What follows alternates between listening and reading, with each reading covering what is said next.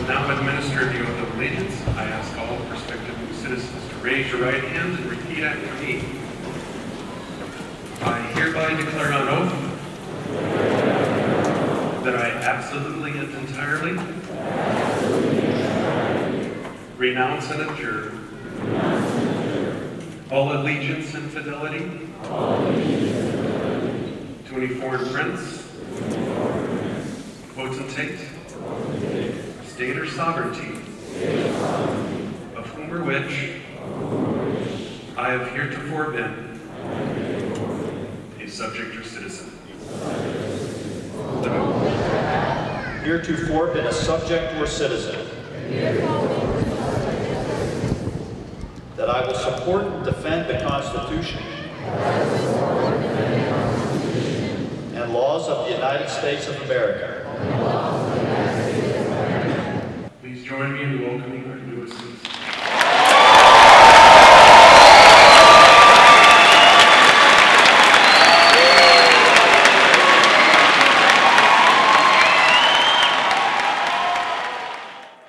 So let's say somebody named John has had a green card for up to 5 years, and they came from, let's say, Venezuela. So John can file the paperwork that he can find online at our website for the naturalization application. He completes the application and he mails it in. Shortly after that, he will get an appointment notice to go get his biometrics done, which is getting his fingerprints and his picture taken. That is where the U.S. government is doing some security checks to see if there's any good moral character issues or any other issues that would preclude him or that would need to be asked about at a naturalization interview. Our goal is 8 months later that John will be called into a field office for an interview, an in-person interview with an immigration officer. The officer would look at the application, would look at the security checks that have been run by his fingerprints, would ask John a number of questions, including whether or not he pledges allegiance to this country and he wants to be a citizen, would update his application because perhaps things have changed since the 8 months that he had filed the application. And assuming that all the eligibility requirements are met, the officer will say to John, it looks like you're eligible to become a citizen. It is likely that you will get a notice, a letter in the mail in the next couple weeks asking you, inviting you to come to a ceremony like we are at today. Well, I guess the most interesting part about my ceremony was that when I received the letter, I was expecting to receive a letter about the ceremony when I was like deeply pregnant, and I was hoping it's not going to be the day when I'm in labor. So when I received the letter, it says February, in the beginning of February somewhere. I can't remember the date. 19th? No, like February 1, 2, 3, no, 4, I mean something. 2019, yes, 2019, yes. So I was super excited because I thought that it may be, 2 days after labor, 3 days after labor. I might have been still in the hospital. So it was like really hard to make it work. It was February of 2018. It was, I didn't even want to go. I just wanted to get my certificate. If there was an option of getting it by mail, I would have gone for that. It was nothing special. It was nothing at all, actually. It took very long to get in the lines to the federal building in downtown. Were like blocks. They like went around corners and corners and corners. There were lines for the what did they call them? Not applicants, but for the people who were getting naturalized, and then for friends and family, and they were that long. There was a long line, and then we all get divided into country sections, and then they were calling it country, and there was an applause. But when it came to Mexico, that was bigger than anything else. That was the biggest one of them all, and the big applause and stuff. So And then the ceremony goes on, they call your name, you get your certificate. Later, they have a brief talk about it, and then that's pretty much it. It is my pleasure to introduce the Field Office Director of the San Francisco Field Office, Mr. Richard Valleca, who will now administer the Oath of Allegiance. Director Valleca.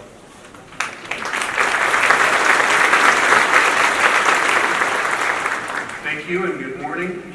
It is my honor to stand before you this morning representing USCIS, which as part of the Department of Homeland Security has the sole authority to administer the Oath of Allegiance in the San Francisco Bay Area. As you've heard a couple times today, we have 1,345 applicants from 97 countries swearing in today. Before I swear in our new citizens, I'd like to take a moment to recognize those countries represented here today and to honor America's diversity. Before swearing you in as U.S. citizens, I'd first like to introduce each and every one of you by your country of origin. Mexico.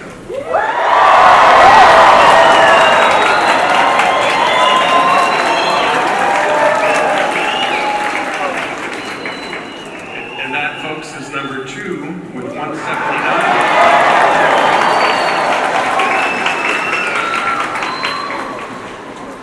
Mexico.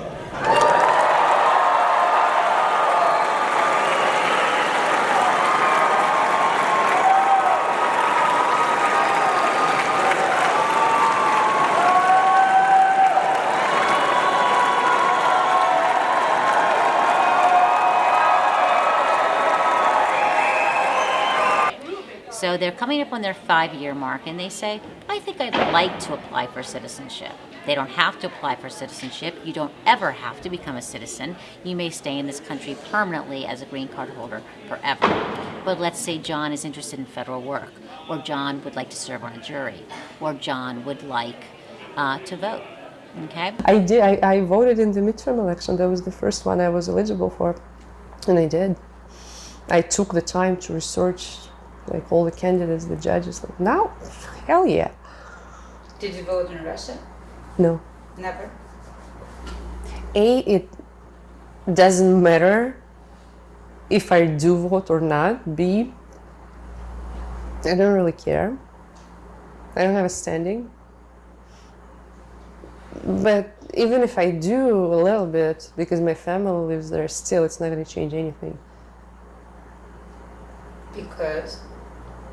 Because that's how things are in Russia. I mean, like, come on. I asked my dad, like, when is your next presidential election? He laughs. He's like, how does that matter? Like basically, not like how does that matter to us? Like, well, what's it gonna change? Like, what's the point of knowing? Did you vote? Not yet. Are you gonna vote? Of course. Oh yeah. Oh hell yeah, I'm gonna vote. Did you vote in Russia? Never, because that doesn't make sense. That doesn't make sense. Everything is bought there, everything is like bribed there, blackmailed. That's what I think. And I think that's true. That's why I'm here, not there. I do vote. Did you vote in Mexico? No, Why? because I didn't think it was relevant. How did it become relevant here?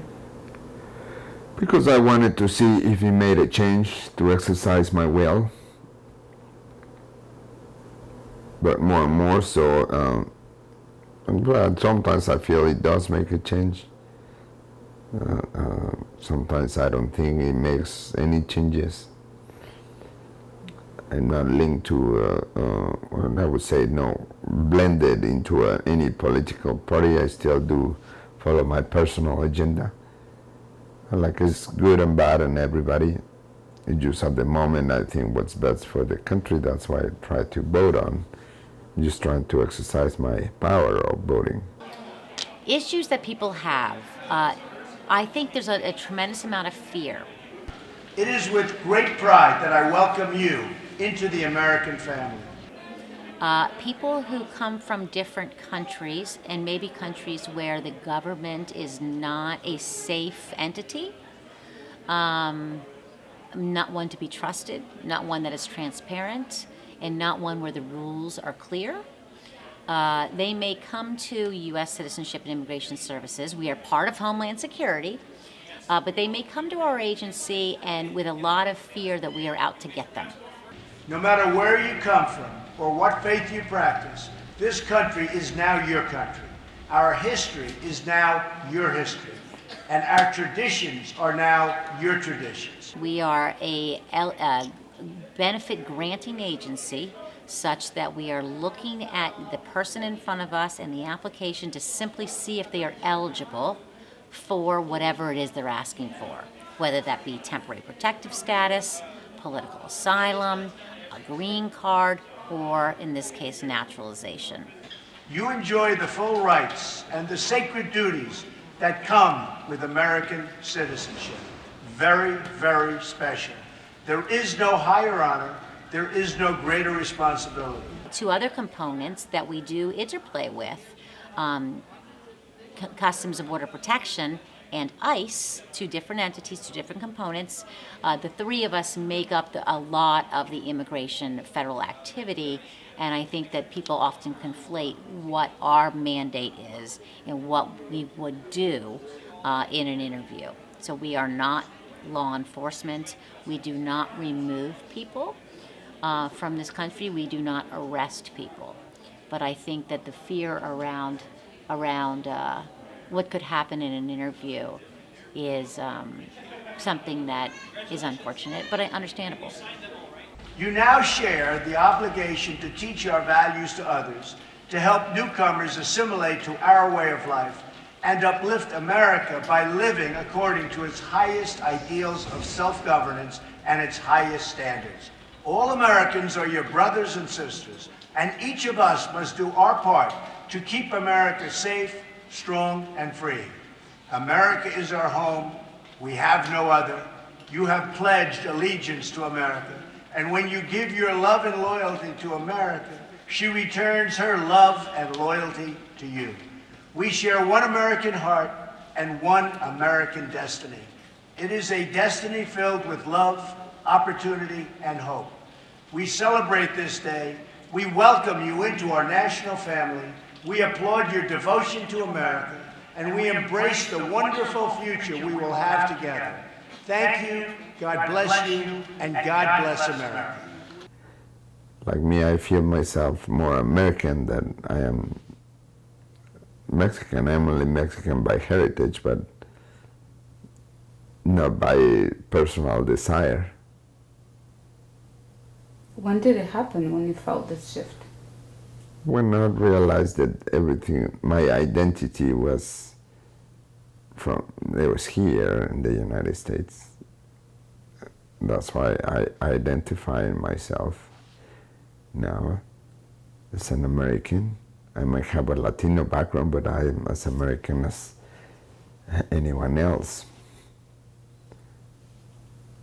Even if they were born here,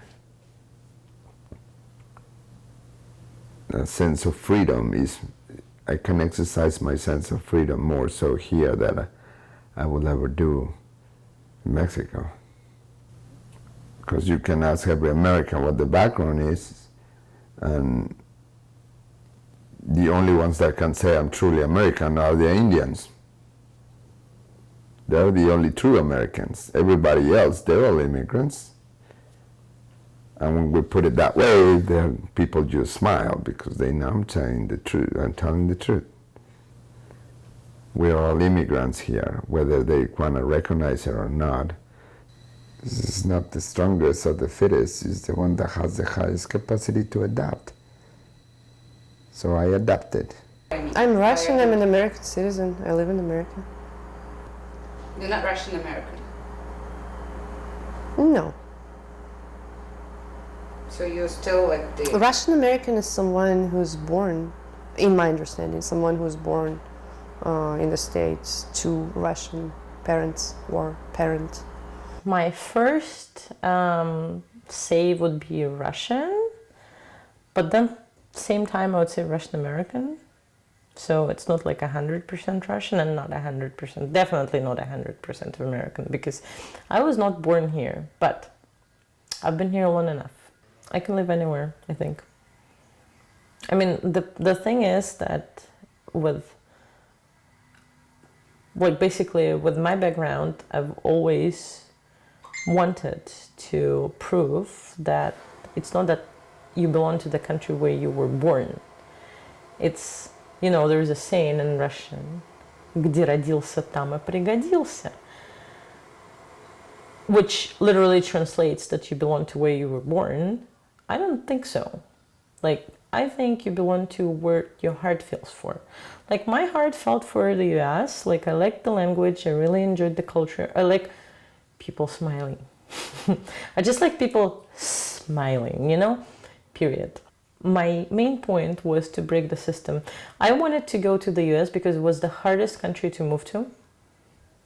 I know, like, I had friends who moved to England, who moved to Canada, English-speaking countries, right? So not necessarily even like Europe. It was not even close to be hard. They just moved and then did the paperwork. And it was not, you know, as complicated as here, because here, if you don't win a green card, then you have to find some other ways, which may get pretty complicated. John does not become a citizen when he walks out of that field office. John becomes a citizen after he arrives at this ceremony. He turns in his green card. The green card is cut by our folks here at the ceremony after John comes into this auditorium and raises his right hand and takes the oath of allegiance to become a citizen. It is at that moment that he becomes a citizen. Ladies and gentlemen, please rise for the singing of our national anthem. I would like to introduce Mr. Jim Stenson, who will sing the Star Spangled Banner. Please feel free to sing along. Good morning, and congratulations on completing the long path of citizenship. Let's celebrate by joining with me in singing what is now our national anthem. First note.